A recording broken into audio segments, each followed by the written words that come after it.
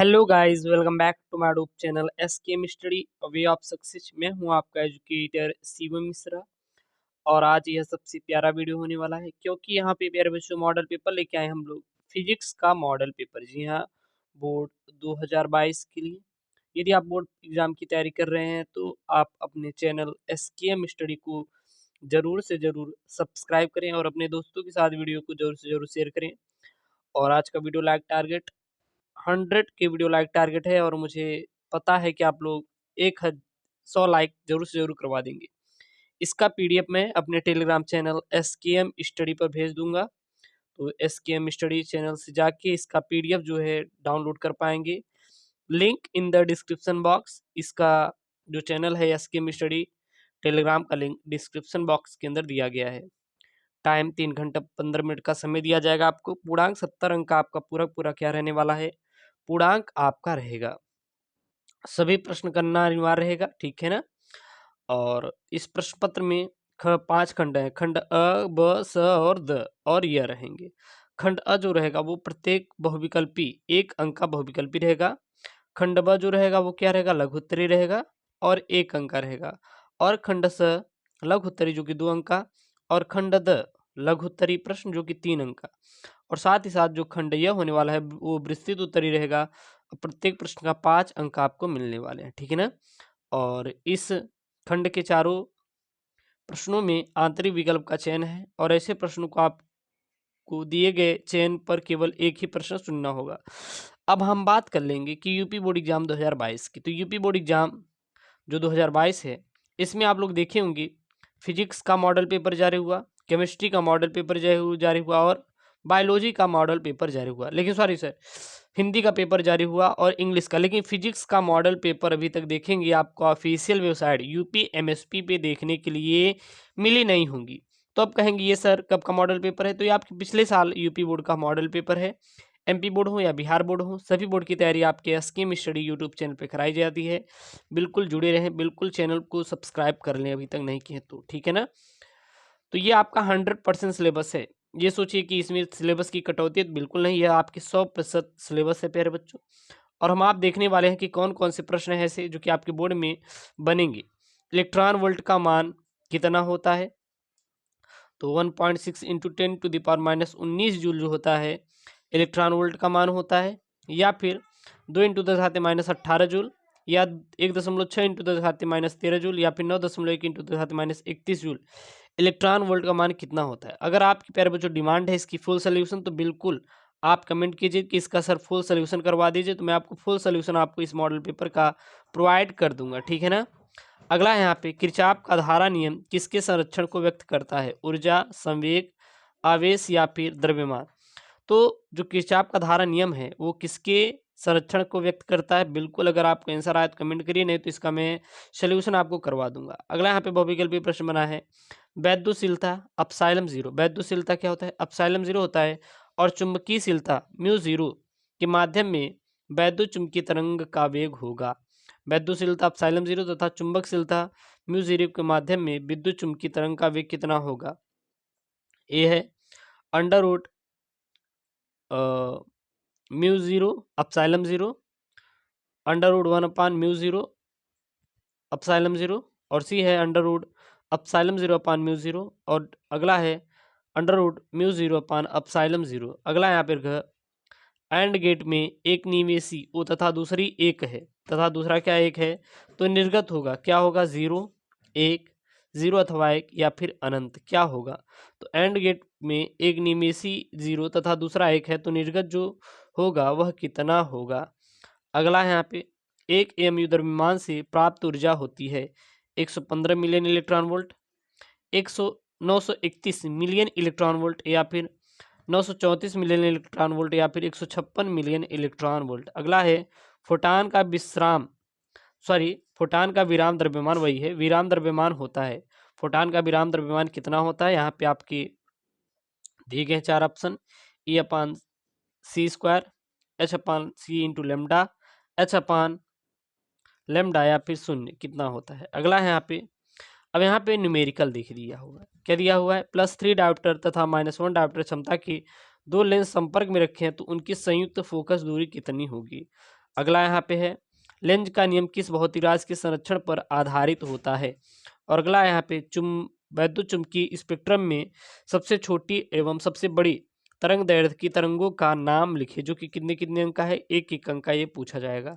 अगला है वैद्युत बल रेखाएं परस्पर कभी नहीं काटती, समझाइए ऐसा क्यों होता है जो कि वैद्युत बल रेखाएं परस्पर एक दूसरे को कभी क्यों नहीं काटती हैं। अगला प्रश्न है 50 ओम प्रतिरोध के धात्विक तार को खींचकर उसकी लंबाई 2 गुना कर दें तो उसका नया प्रतिरोध क्या होगा, एक अंक का यह आपका प्रश्न पूछा गया है। अगला प्रश्न यहाँ पे लॉरेंज बल क्या होता है, इसके लिए व्यंजक लिखिए कि लॉरेंज बल किसे कहते हैं। अब खंडशः है, यहाँ पे खंडशः में देखेंगे तो आपके 2-2 अंक के प्रश्न बनेंगे, यानी कि इसको बोलते हैं अतिलघु उत्तरीय प्रश्न। कितने अंक के बनेंगे, 2-2 अंक के। तो सबसे पहले यहाँ पे आपका न्यूमेरिकल दिया गया है 1.94 हेनरी प्रेरक, 10 माइक्रोफैरड संधारित्र तथा 25 ओम प्रतिरोधक, एक प्रत्यावर्ती स्रोत V 282 साइन 100t वोल्ट के साथ श्रेणी क्रम में जोड़े गए हैं, तो परिपथ की प्रतिबाधा, वर्ग माध्य मूल धारा तथा उष्मा क्षय की दर ज्ञात कीजिए, जो कि कितने का अंक है, 2 अंक का। ये न्यूमेरिकल है। और यहाँ पे अगला है, यहाँ पे संधारित्र किसे कहते हैं और धारिता की परिभाषा लिखिए। संधारित्र क्या होता है, संधारित्र किसे कहा जाता है और धारिता की परिभाषा क्या होती है, उसको आपको लिखना है। अथवा में आप कर सकते हैं, क्या कर सकते हैं, ये कर सकते हैं कि 100 माइक्रोफैराड धारिता के संधारित्र का विभवांतर 100 वोल्ट से 200 वोल्ट कर देने पर उसकी ऊर्जा में हुई वृद्धि की गणना करना है आपकी, तो क्या होगी। अगला यहाँ पे ग है, क्या प्रश्न है, 2 अंक का। तो प्रश्न यहाँ पे एक इलेक्ट्रॉन और फोटॉन प्रत्येक का तरंग दैर्ध्य कितना है, 1.00 नैनोमीटर है। इसका संवेग और फोटॉन की ऊर्जा ज्ञात करनी है, जो कि 2 अंक आपका प्रश्न बनेगा। अगला यहाँ पे है नाभिक की बंधन ऊर्जा से क्या तात्पर्य है, बंधन ऊर्जा तथा नाभिक अस्थायित्व में क्या संबंध है, जो कि 2 अंक आपका पूछा जाएगा, ठीक है ना। इसके बीच आपको रिलेशन बताना है। खंडदय यानी कि लघु उत्तरीय प्रश्न है यहाँ पे 3-3 अंक वाले। 2 बिंदुओं के बीच विभवांतर 60 वोल्ट है और एक बिंदु से दूसरे बिंदु तक 3 × 10⁻5 कूलम्ब आवेश ले जाने पर कितना कार्य करना होगा, जो कि कितने नंबर मिलेगा, तो 3 नंबर आपको मिलने वाला है। अगला यहाँ पे धारावाही वृत्ताकार लूप के केंद्र पर चुंबकीय क्षेत्र की तीव्रता का व्यंजक स्थापित कीजिए, 3 अंक का इसका भी मिलेगा। और मैं इसको टिक भी लगवाया हूँ, इन सबको प्यारे बच्चों आप रट लीजिएगा, बहुत इंपॉर्टेंट है, इससे बार एक भी प्रश्न आपका आने वाला नहीं है। अन्योन्य प्रेरण गुणांक की परिभाषा एवं मात्रक लिखिए। 2 समतल कुंडलिनियों के बीच अन्योन्य प्रेरकत्व के लिए सूत्र स्थापित कीजिए, 3 अंक का। अगला है यहाँ पे संपर्क में रखे 2 पतले लेंसों की संयुक्त फोकस दूरी के लिए व्यंजक स्थापित कीजिए, जो कि 3 अंक आपको दिलाएगा। अगला वही प्रश्न है हाइगेंस के द्वितीयक तरिकाओं के सिद्धांत के आधार पर प्रकाश के अपवर्तन को समझाइए, जो कि 3 अंक आपको मिलेगा। और नेक्स्ट यहाँ पे निलंबित चल कुंडली धारामापी का सिद्धांत लिखिए एवं उसकी धारा सुग्राह्यता का व्यंजक स्थापित करिए। अथवा में आप लिख सकते हैं कि एम्पियर के परिपथीय नियम को स्थापित कीजिए।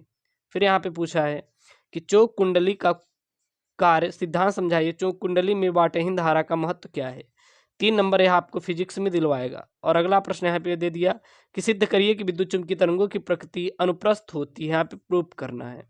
अगला यहाँ पे है यंग के द्विध्रुवीय प्रयोग में बनने वाले फ्रिंजों की चौड़ाई के लिए सूत्र W = d/λ/d का निगमन कीजिए, जहां प्रयुक्त प्रतीकों के लिए सामान्य अर्थ है, 3 अंक का मिलेगा।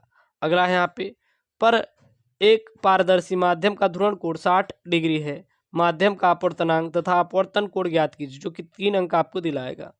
फिर यहीं पे आपके 5-5 अंक वाले प्रश्न है। प्रश्न क्या है, इलेक्ट्रॉन के अनुगमन वेग के लिए व्यंजक स्थापित कीजिए। मैंने पहले बोला था अगर ये आप कर लेंगे तो 5 अंक आपको जरूर से जरूर मिलेगा। अथवा में आप व्हीटस्टोन सेतु वाला जरूर से जरूर तैयार कर लीजिए कि व्हीटस्टोन सेतु का संतुलन अवस्था और उनकी भुजाओं के प्रतिरोधों के बीच संबंध स्थापित कीजिए तथा संलगित परिपथ में बिंदुओं ए और बी के बीच तुल्य प्रतिरोध ज्ञात कीजिए। और यहाँ पे फिगर में न्यूमेरिकल बना के दिए हैं। अगला यहाँ पे प्रश्न है प्रकाश वैद्युत प्रभाव के लिए आइंस्टीन के समीकरण की स्थापना क्वांटम सिद्धांत के आधार पर कीजिए तथा इसके आधार पर प्रकाश वैद्युत प्रभाव के नियमों की व्याख्या कीजिए। अगला है यहाँ पे प्रकाश वैद्युत प्रभाव के लिए एक प्रयोग में प्रकाश आवृत्ति के विरुद्ध अंतक वोल्टता की ढलान 4.12 × 10⁻15 Vs प्राप्त होती है, तो प्लांक स्थिरांक का मान परिकलित कीजिए। अगला यहाँ पे वैद्युत स्थितिकी में गॉस के प्रमेय की प्रमेय लिखिए तथा उसको सिद्ध कीजिए, 5 अंक आपको मिलेगा। फिर यहाँ पे प्रश्न है अगला, क्या प्रश्न है अगला, समांतर पट्ट संधारित्र की धारिता के लिए व्यंजक स्थापित कीजिए। यदि एक समांतर पट्ट संधारित्र की प्रत्येक प्लेट का क्षेत्रफल 40 सेंटीमीटर स्क्वायर है तथा दोनों प्लेटों के बीच वैद्युत क्षेत्र की तीव्रता 50 न्यूटन प्रति कूलम है, तो प्रत्येक प्लेट पर आदेश की गणना कीजिए। अगला यहाँ पे 9वां प्रश्न है, 2 पीएन संधि डायोडों का उपयोग करके पूर्ण तरंग दिष्टकारी का परिपथ चित्र बनाइए तथा इसकी कार्यविधि समझाइए और निवेशी तथा निर्गत वोल्टता के तरंग रूप भी प्रदर्शित कीजिए। अगला यहाँ पे है, दिए गए गेटों पी तथा क्यू के नाम बताइए तथा निर्गत सिग्नल वाई की सत्यता सारणी सम बनाइए तथा निवेशी तथा निर्गतों के तरंग प्रतिरूप भी दर्शाइए। तो ये बहुत इंपॉर्टेंट आपके मॉडल पेपर है जो कि बोर्ड एग्जाम 2022 के लिए, इसको आप तैयार कर लीजिए। अगर कमेंट करते हो तो इसका आपको फुल सोल्यूशन भी आपको करवा देंगे, बिल्कुल भी आपको घबराना नहीं है, ठीक है ना। ये नहीं कि सर हम कैसे करें क्या करें, बोर्ड आने वाला है, तो उसकी बिल्कुल आपको टेंशन नहीं लेनी है, सारी आपको प्यारे बच्चों करा दिया जाएगा। बस आपको चैनल से जुड़े रहना है, चैनल से जुड़े रहना है। अपने टेलीग्राम चैनल एसकेएम स्टडी को जाके ज्वाइन कर लीजिए, अभी तक आप ज्वाइन नहीं किए हैं, क्योंकि वहाँ पे सारे पीडीएफ नोट्स आपको मिल जाएंगे फ्री ऑफ कॉस्ट। ओके दोस्तों, थैंक यू, जय हिंद।